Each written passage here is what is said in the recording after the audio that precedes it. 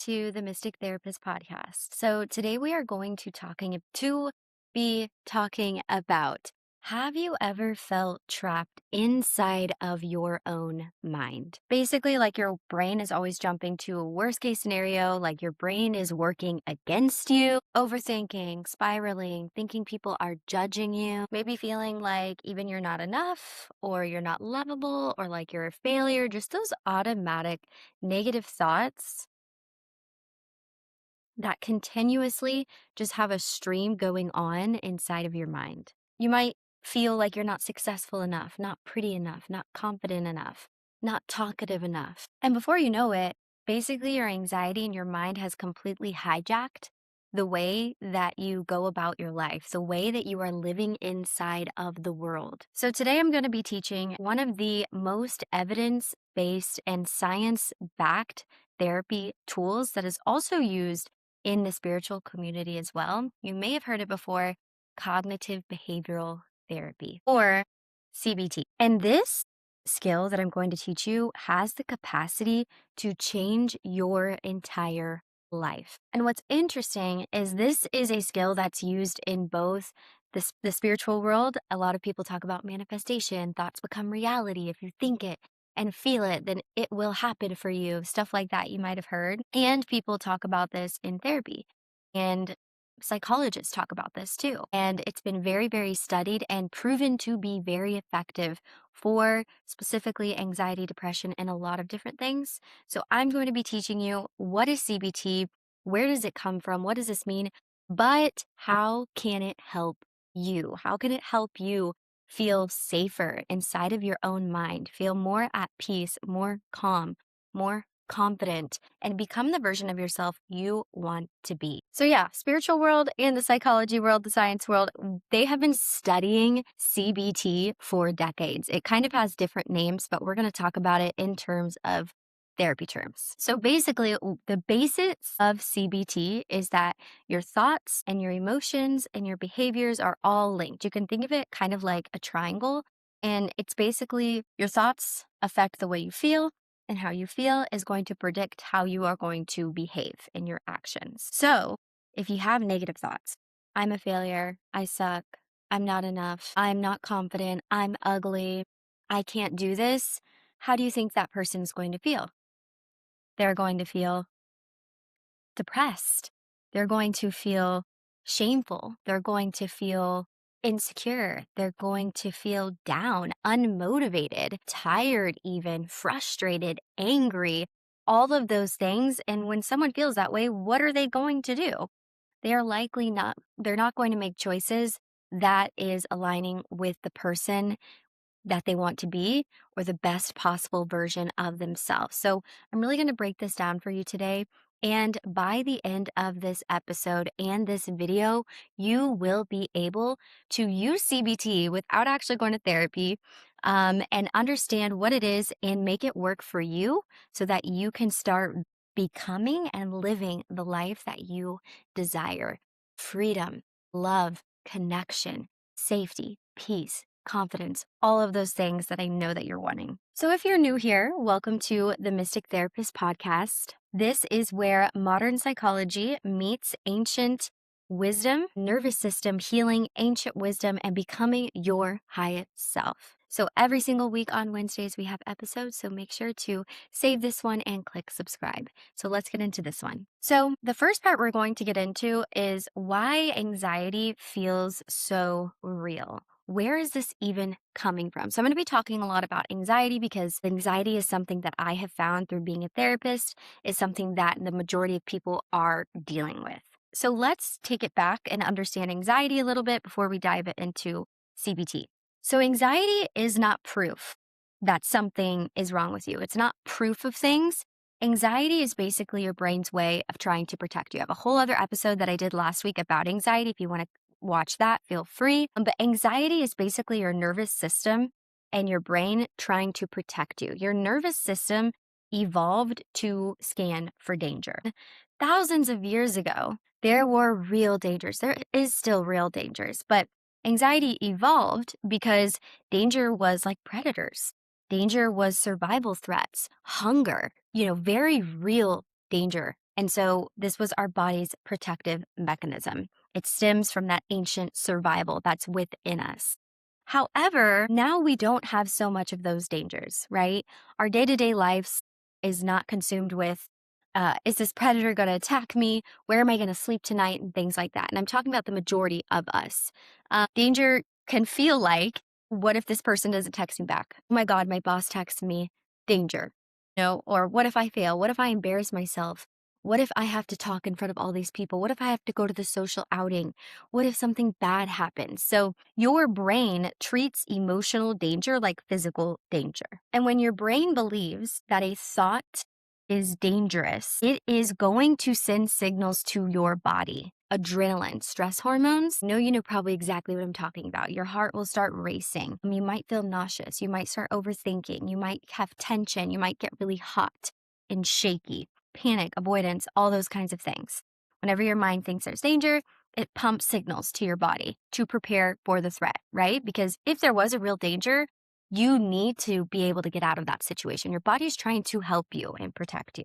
But what most people don't realize, it's often not the situation that's causing the suffering. It's the meaning that your brain is assigning to the situation. So whenever our boss texts us, or whenever you have to go to a party and meet new people, right? This might feel anxiety inducing for you, but it's not a real danger, but your body is thinking that it actually is. So we're going to be talking about the meaning that we're attaching to the situations, the thought response that we are having to situations, so that you can use CBT to better change your life. So what is CBT? So like I mentioned a little bit earlier, CBT stands for cognitive behavioral therapy. And in simple terms, like, don't let these fancy therapy words scare you. This basically means CBT is helping you recognize the connection between your thoughts, your emotions, and your behaviors, because they are all interconnected. They all play off of one another.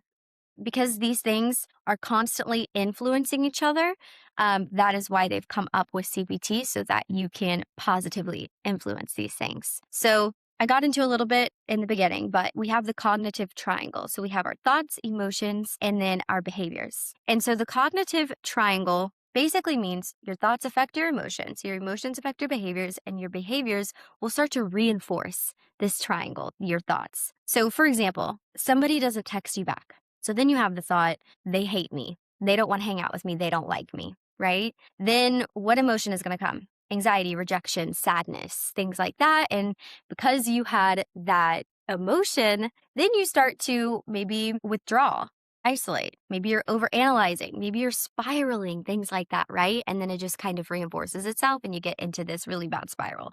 I'm just giving an example, but you can think about maybe these situations that happen in your own life too. So how could we use CBT in this situation? So person doesn't text you back, right? We are changing the meaning that we're attaching to a situation. We have two paths we can choose. We can choose the path of automatic negative thoughts, where we're going to feel like crap about ourselves, or we can use CBT and cognitive reframing, restructuring.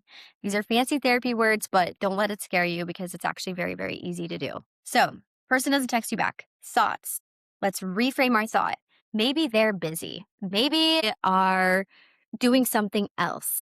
Maybe they are on the phone. Maybe they are going through something right now, and so they can't text back, right? We're trying to reframe to not go to that worst case scenario and then start to feel like crap about ourselves and beat ourselves up. We're trying to think of other ways of interpreting this situation. So let's say you go with the thought, you know what? Maybe they're busy. I actually don't know why they didn't text me back. Could have nothing to do with me. So what is the emotion now in response to that thought? The emotion now is going to be that you're more calm. You're going to be more at ease. You're going to be more unbothered, right? You're going to have a little bit more inner peace than you did with the other situation of they hate me, they don't want to talk to me, blah, blah, blah, where you started beating yourself up, becoming sad, all that kind of stuff. So now you're going to be a little bit more calm, because you're like, hey, maybe they're just busy. Okay. And moving along, right? So then the behavior is you're probably going to move along with your day. You're probably going to do all the things that you wanted to do that day. Maybe you're like, I'm just going to I'm going to go hang out with my other friend, or I'm going to go cook myself some lunch, or I'm going to go for a walk. I'm going to watch a movie, right? And you feel fine. You don't end up withdrawing, isolating, being unmotivated, all those things. So this is how the CBT triangle works. There is the same event happens, but we have a different interpretation of it. We have a different emotional experience and a different behavior. Now, this is one situation, but you can use CBT in any area of your life. Love and relationships, personal confidence, work scenarios, and your career, all kinds of literally everything.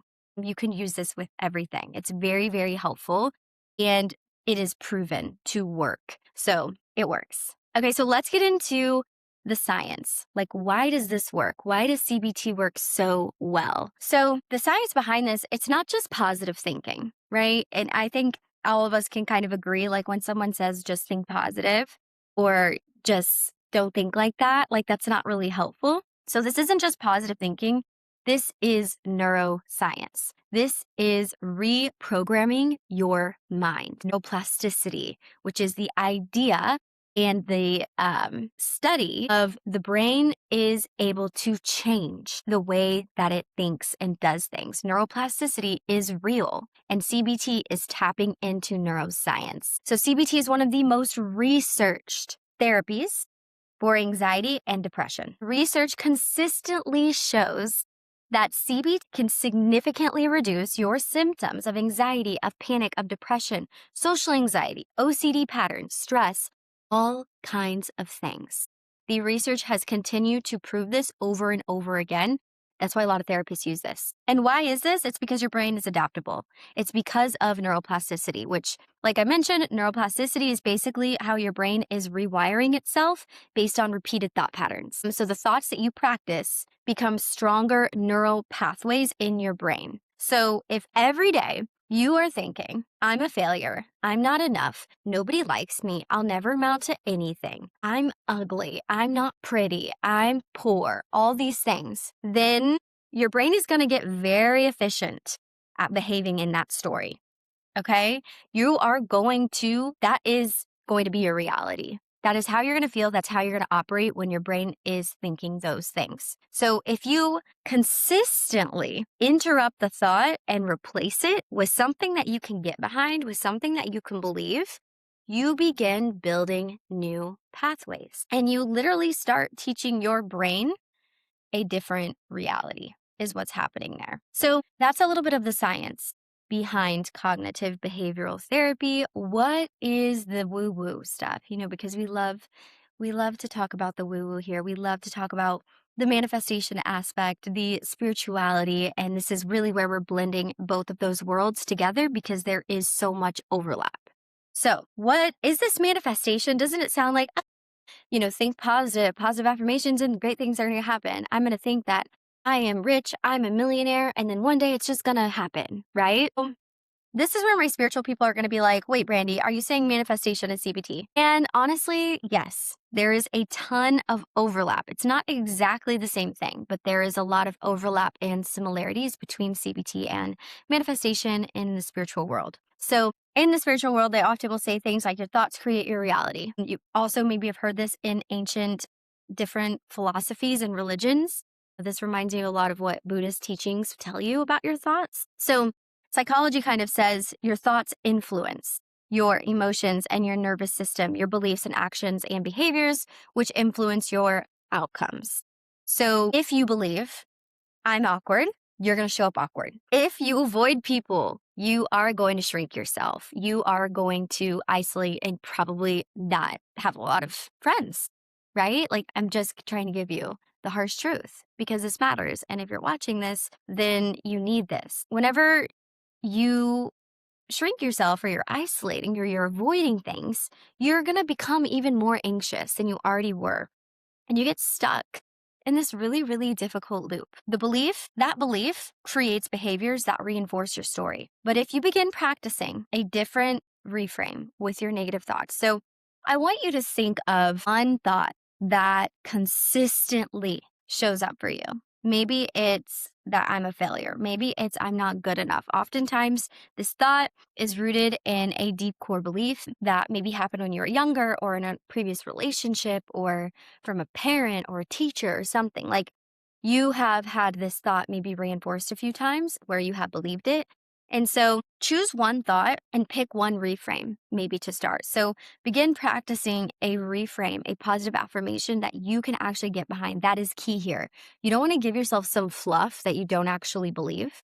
You can say something like, I am learning to feel confident. I am learning to feel at ease. I am safe being myself. I am safe right now. I belong here. I am good enough. I am worthy of doing this. I am trying and learning and growing and evolving. So think of a positive thought that is relevant to you that you can get behind. Every time you have a negative thought come up, I want you to use this positive thought to combat that. And this is a good place to start because whenever you start having more effective ways of thinking, your entire life will change. You will start acting differently. You will start feeling differently. You will start showing up differently. You will start being confident, trying new things. You will eventually, then, after lots of practice and feeling the energy behind these thoughts and acting as if these thoughts are true, you will start to have evidence for the new belief. You will start shifting your reality. This is what CBT does for so many people to overcome so many things and to step into that next level version of yourself. Whatever it is that you're trying to call in: money, confidence, self-love, freedom, safety, inner peace, happiness, fulfillment, all of those things. It starts with how you are thinking, your perception of situations. So I started to talk about it a little bit more, but I want to talk about the core wounds and the root beliefs, because this is really where you are going to start to understand how you can start to use CBT. So most of your anxious thoughts, they are not random. All of those negative anxious thoughts that you have, they stem from a situation or from years and years and years of wiring your brain to think that way. A lot of our negative thinking too, it's not like it's random. You know, excuse me, it's not random. It's probably rooted in very real things that have happened to you: trauma, stress, maybe growing up with a very unpredictable, chaotic household, maybe having a very, very toxic relationship, all kinds of things. So a lot of our thoughts, they are rooted in past experiences that are very real and very true and very painful. And these can sometimes also come from a core wound, like I was kind of talking about earlier. So this like deep belief that you picked up along the way, essentially. So maybe growing up, or like I said, past relationships, maybe you got bullied, maybe you get criticized a lot at work, trauma, rejection, all of these things. And then you start to be like, you know what? I'm not good enough. Everybody criticizes me and bullies me, or I'm too much because every that I've dated have always said that I'm too much and I need to be less and to not do this and not say that, not wear that. So then I developed the belief I'm too much, or I'm unlovable. Every relationship I had, they break up with me. They don't want me. They cheat on me, whatever. So then you develop the belief I'm unlovable. I'll always fail. Maybe with school was really, really difficult for you. Maybe a sport was really, really difficult for you, and work. And there's been a lot of things that have been difficult for you, and you feel like a failure because of all of these different events that have happened has reinforced that belief that you're always going to fail. I'm not safe. Maybe growing up, your home wasn't that safe. Maybe you didn't have a safe person. And as you got older, there have been more situations that have reinforced the belief. Maybe, you've had a traumatic experience where you did not feel safe at all, like in your home, in your car, with a safe person. And so it's reinforced this belief from when you were a young child that you are still not safe. So this work is not easy, but if you really do want to change this and you are so ready to get rid of it, then it is worth it. And you just have to practice. You just have to keep doing it. And I promise the science doesn't lie. It's not me, it's science. Like, it doesn't lie. It does work. Your brain will start to change. You will start to shift your reality when you practice this. But the first part is not acknowledging what happened. Why do I have such this negative thought about myself? So I'll tell you an example of me. I was a gymnast growing up, a competitive gymnast. And I had a really, really tough coach, an amazing coach, but super, super tough. And I said, I want to do gymnastics in college. This was my big goal, my big dream. And I was like 10, when I told him this, or 11. And He was like, at this rate, there's no way that you're going to be able to do gymnastics in college. What did that tell me? I'm not good enough to be a college gymnast. I am not good enough to be a college gymnast. That little thing that he said, he probably wasn't even trying to be that mean. He was just being realistic. He was just a pretty cutthroat coach, right? And he was probably trying to push me, but I internalized that belief and it was something that I had to work through and rewire my thinking patterns around. But the first step is really discovering what is that core wound and belief that I'm telling myself that is negatively impacting a lot of areas of my life. So become aware of it and then choose a reframe. So your brain and your nervous system is always looking for consistency. It's always looking for evidence. It's constantly looking for proof. So when you try to change these negative thoughts, it might fight against you because it's like, well, no, you aren't lovable because look, your parents didn't really love you and all these guys, they cheated on you and you can never find a good relationship. So you are unlovable, right? Our brain does this to us. And this is called cognitive bias, which is basically saying like, if you believe I am a failure, your brain is going to notice every single mistake that is evidence for that belief. Your brain ignores the wins. And it's like, well, you said you're a failure. So I'm going to notice every single way you failed. It's pretty fucked up, right? But that's just the way that it happens. And that's why this work is so important and why I am sharing it with you. So, with that being said, we talked about core wounds. We talked about what is CBT? Where does anxiety come from? The science of CBT, the woo-woo part of CBT, and how to kind of identify your core wound. So, how can you start to practice this? What are some practical CBT exercises that you can do right now, that you can start today? So, first thing, I want you to identify one negative automatic thought that you have, not 10. And just kind of ask yourself right now, what story am I repeating? I gave you some different examples, but what story do I keep repeating? Sometimes this comes up automatically. For me, I was like, oh yeah, I'm not good enough. Sat there and thought about it a little longer. And I was like, dang, it was from my gymnastics coach when I was like 10. So I want you to think about, what story do I keep repeating? Is it I'm not good enough? Is it I'll never be successful? Nobody likes me. I'll always be anxious. And then I want you to ask yourself, is this actually true? What evidence is supporting this? What evidence is not supporting it? Where did this belief come from? Did it come from a parent? Did it come from a breakup? Did it come from middle school, right? Middle school is tough. Did it come from a past rejection? Did it come from childhood, a teacher? And what would be a healthier replacement thought? What would be a good reframe for you that you can get behind? And I can't tell you what that is because I want it to be something that actually really resonates with you. You can even look up positive or cognitive reframes for I'm unlovable, positive affirmations for feeling like a failure, positive affirmations for I'm not good enough, and read through some maybe online to get some ideas, something that resonates with you. Maybe you already know what a good one is for you. You don't want it to be toxic positivity, right? We're not ignoring ourselves. We're not invalidating ourselves. We don't want it to be like Delulu, way out there where it's like one time I tried to have a positive affirmation of I am a millionaire. And every time I said it, I'm like, this is great and it's inspiring and motivating, but at the same time, it's kind of hard to get behind because I feel really far from being a millionaire. And I love to say it, but sometimes it just doesn't hit. So not Delulu, something believable. And maybe instead of I'm ugly, you could say, I am learning to love myself. I am learning to appreciate my beauty. Instead of I'm failing, you could say, I am learning and growing and I am human. Instead of I'll never change, you could be like, healing takes practice and I am trying every day. Healing takes practice. And the one that I love for I'm not good enough, something that I used a lot, I am good enough as I am. And I am still growing. And I would focus on my strengths and things that I am proud of, things that my younger self would be like, wow, are you kidding me? You're saying you're not good enough? Look at all these things that you did. You are so worthy and so good enough and beyond what your younger self thought you could do. So also remind yourself, that's that evidence piece, that's that evidence coming in of I'm actually am really freaking good enough. Maybe I wasn't a college gymnast.